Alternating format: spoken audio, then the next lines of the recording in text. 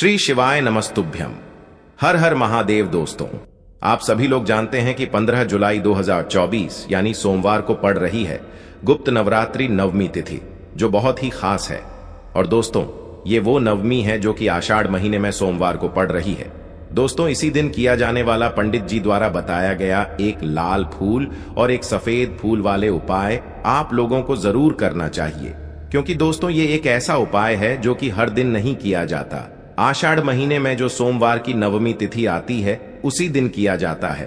अगर आप लोगों ने इस उपाय को नहीं किया है या किसी कारणवश नहीं कर पाए हो तो इस आषाढ़ सोमवार नवमी के दिन इस उपाय से मत चूकना। दोस्तों देखिए, ये दिन इतना खास होता है, इतना महत्वपूर्ण होता है। देखा गया है कभी कभी बड़े बड़े पूजा पाठ अनुष्ठान से जो मनोकामना पूर्ण नहीं होती है, वह आषाढ़ सोमवार के दिन एक छोटे से उपाय करने से ही आपकी मनोकामना पूर्ण हो जाती है। और बहुत सारे लोगों ने इस उपाय को किया भी है और उनको इस उपाय को करने का फल भी जरूर मिला है। अगर आप लोग भी इस उपाय को इस सोमवार के दिन करना चाहते हैं तो आप इस उपाय को पहले अच्छे से समझ लेना, सुन लेना, उसके बाद करना। आपको इस उपाय का फल जरूर मिलेगा, आपकी सभी मनोकामनाएं पूरी हो जाएंगी। दोस्तों, हम आपको यहां पर बता दें कि यह जो एक लाल फूल और एक सफेद फूल वाले उपाय है, ये उपाय पंडित जी ने अपनी अभी की सीहोर की कथा में ही बताया है। और इस उपाय को करने से आपके घर में चाहे किसी भी प्रकार की दुख और समस्या क्यों ना चल रही हो, आपको उसका कारण भी नहीं पता है कि भाई ये समस्या किस कारण से चल रही है। उसका कुछ भी कारण हो सकता है, जैसे पितृदोष हो सकता है, काल सर्प दोष हो सकता है, या किसी भी तरह का मंगल दोष भी हो सकता है। और भी बहुत तरह के दोष होते हैं, कुछ भी हो सकता है। पर आपको इस उपाय को करने के लिए अपने दोष को पता लगाने की भी जरूरत नहीं है। आपके घर में किस कारण से इतनी दुख और परेशानी आ रही है, वह भी आपको पता लगाने की जरूरत नहीं है। बस सोमवार को गुप्त नवरात्रि नवमी के दिन इस उपाय को कर लेना है, क्योंकि इसी एकमात्र उपाय को करने से आपके पूरे घर परिवार में सुख और शांति हो जाएगी। आपके घर में अच्छे अच्छे काम होने लगेंगे। आपकी जो भी मनोकामना होगी वह भी धीरे धीरे करके पूर्ण होना शुरू हो जाएंगी। अब हम समझते हैं इस एक लाल फूल और एक सफेद फूल वाले उपाय को आपको करना कैसे है, किसको करना है, किस समय करना है और कैसे करना है। देखो, उपाय बिल्कुल आसान है, बस समझने वाली बात है। ध्यान से समझिए, उसके बाद ही आप लोग जो है इस उपाय को जरूर कीजिएगा। सबसे पहली चीज हम लोग ये समझते हैं कि इस एक लाल फूल और एक सफेद फूल वाले उपाय को इस आने वाली सोमवार नवमी के दिन किसको करना है। तो देखिए, इस उपाय को घर के सभी सदस्यों को करने की बिल्कुल भी जरूरत नहीं है।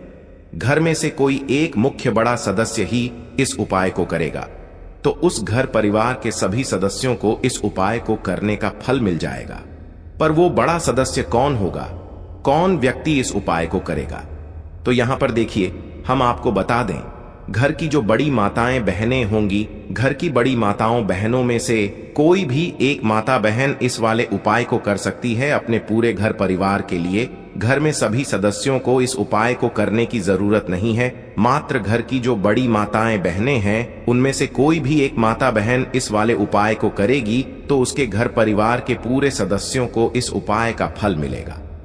अगर किसी कारणवश माताएं बहनें घर में उपस्थित ना हो या वो इस उपाय को ना कर रही हो, कुछ दिक्कत हो, तो भाई उस जगह पर फिर घर का कोई बड़ा व्यक्ति भी इस उपाय को कर सकता है। माताओं बहनों के कहने का मतलब ये था कि माताएं बहनें घर की लक्ष्मी होती है। जब घर की लक्ष्मी कोई उपाय करती है तो निश्चित ही भगवान शिव जी बहुत जल्दी प्रसन्न होते हैं और उपाय का फल में बहुत जल्दी और बहुत बड़ा करके भी यहां पर देते हैं। तो आप लोग ये बात समझ गए होंगे। अब हम ये बात समझते हैं कि इस वाले उपाय को हमें करना किस समय है। एक लाल फूल और एक सफेद फूल वाले उपाय को हमें नवमी के दिन करना किस समय है। तो देखिए, इस उपाय को करने का जो समय है, सुबह का समय भी है और शाम का समय भी है।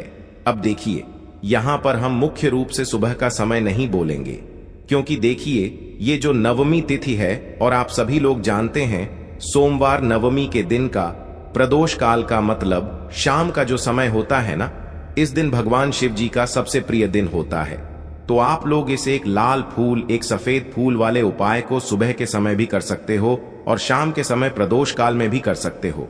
सुबह के समय अगर कर रहे हो तो 10 या फिर 11 बजे तक भी अगर उपाय करोगे तो भी आपको उपाय का फल मिलेगा।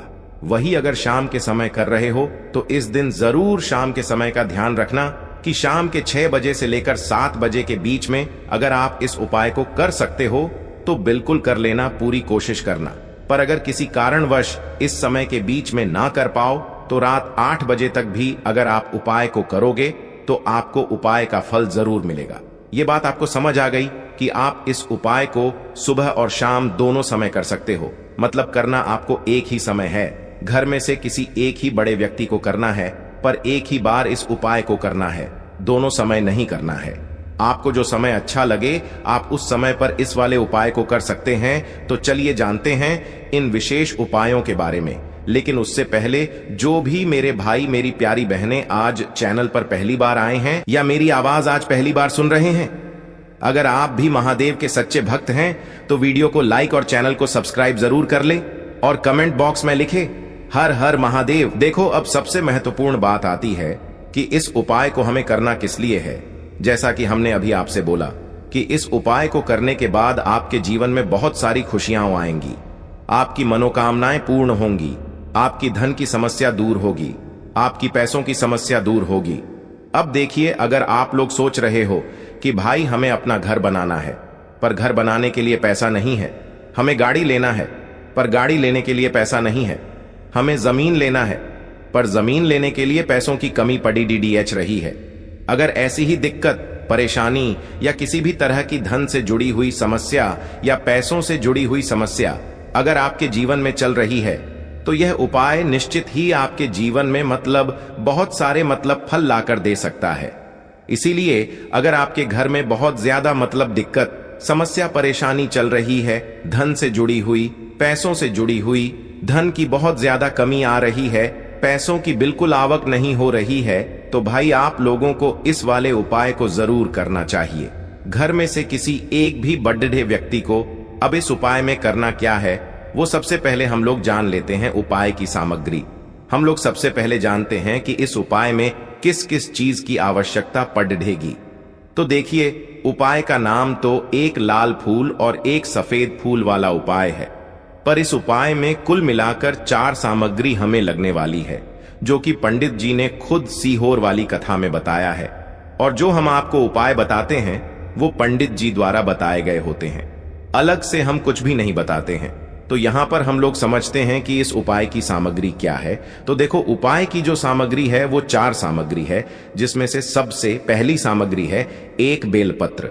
देखो, बेलपत्र क्या होती है? बेलपत्र जो शिव की शिवलिंग पर चढ़ती है। दूसरी चीज है एक शमी पत्र, शमी पत्र, वो जो शिवलिंग पर ही चढ़ता है। तीसरी चीज है दोस्तों एक लाल फूल, जो उपाय का नाम है। तो एक यहां पर आपको लाल फूल लेना है। अब ये लाल फूल कौन सा लेना है?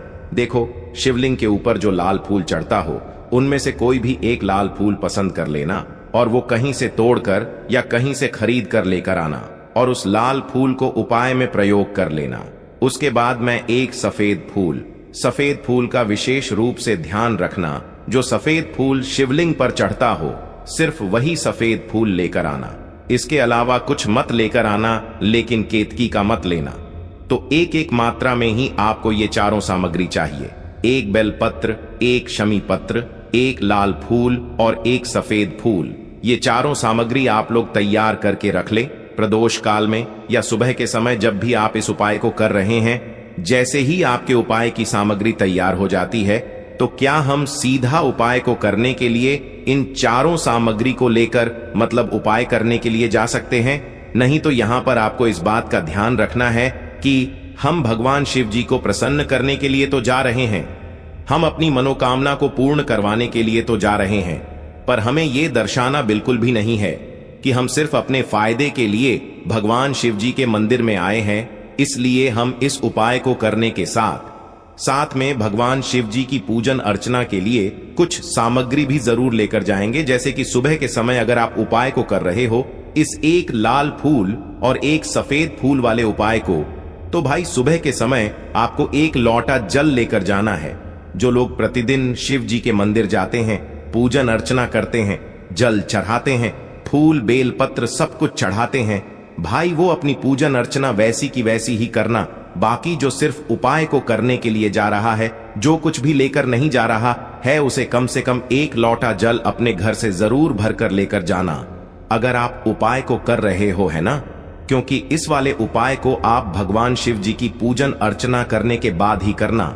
वहीं अगर बात करें शाम के समय की, अगर कोई व्यक्ति शाम के समय प्रदोष काल में इस वाले उपाय को कर रहा है, तो भाई आपको मात्र 1 घी का दीपक तैयार करना है। ये बात हम हमेशा बोलते हैं, शाम के समय प्रदोष काल में कोई कर रहे हो ना, तो दीपक का विशेष महत्व होता है।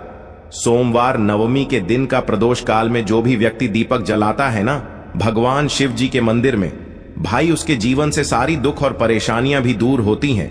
तो भाई इस दिन दीपक का विशेष रूप से ध्यान रखना आप लोग। अगर आप इस उपाय को शाम के समय प्रदोष काल में कर रहे हो, है ना, ये जो दीपक आप लोग लोगे ये आटे का लोगे।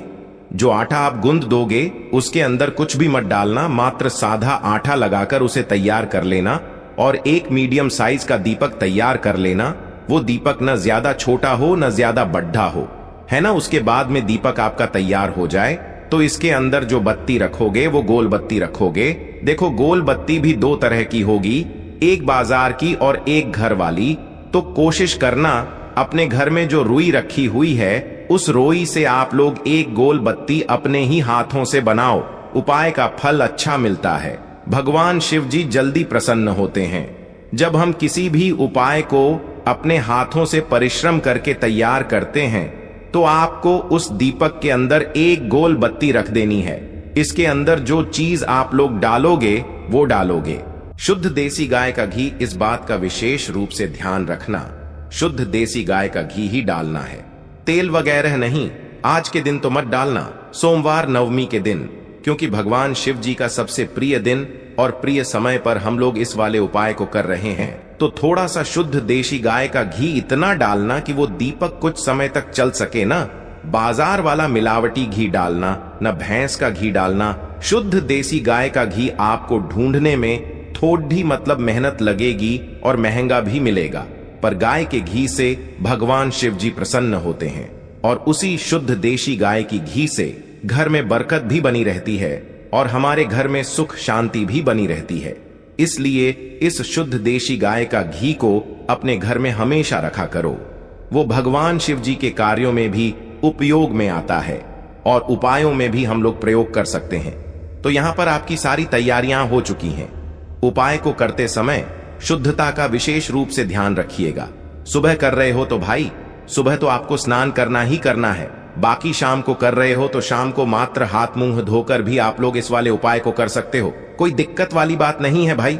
उपाय की पूरी सामग्री तैयार करके और पूजन सामग्री लेकर आपको भगवान शिव जी के मंदिर पहुंचना है, जो आपके घर के पास में हो, जहां पर शिवलिंग विराजित हो, शिवालय हो, वहां पर आप लोगों को पहुंचना है। और जैसे ही आप भगवान शिव जी के मंदिर में पहुंचते हो वहां जाकर ही उपाय शुरू नहीं करना है। पहले आपको भगवान शिव जी की पूजन अर्चना करना है। पूजन अर्चना कैसे करोगे? सुबह के समय गए हो तो 1 लोटा जल वगैरह जो भी पूजन सामग्री लेकर गए हो, उससे पहले पूजन सामग्री आप लोग मतलब पूजन भगवान शिव जी की कर लो। जो व्यक्ति सिर्फ 1 लोटा जल लेकर गए हैं वो शिव जी की शिवलिंग पर मात्र 1 लोटा जल एक धारा से धीरे धीरे करके चढ़ा लो, है ना। अपनी पूजन अर्चना आप लोग जो हैं पूरी कर लो पहले।